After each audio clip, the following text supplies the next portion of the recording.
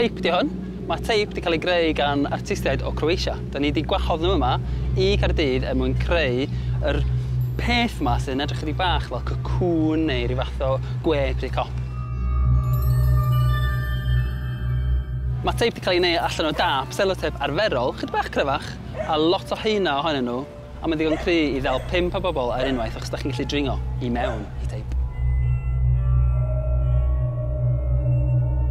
Mae gan Ars BB Gymru project yn trio cael mwy o bobl i mewn i ardaloedd naturiol y ddinas yn Gaerdydd. So, da ni wedi cydweithio efo nhw i ddod â'r gwaith celf yma i Bute Park mwyn i ni gallu cael mwy o bobl i mewn yn y parc.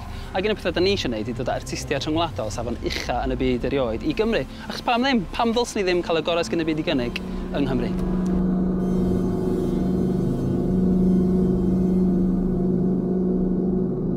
Argraff gyntaf sgynno di.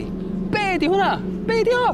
Be di hwnna? Be mae'n neud rhwng y coed? Dyn nhw'n dall be di o. Mae'n dod yn agosach, mae'n dechrau cyffwrdd yn efo a gweld a teimlo. A maen nhw eisiau gwybod yn syth bin be di o, sut mae wedi cael ei wneud, faint mae'r hir mae wedi gymryd, be di'r bwrpas o.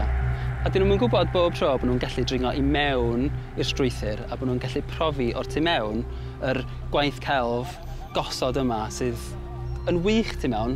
Rhaid chi fynd mewn, mae'n amazing.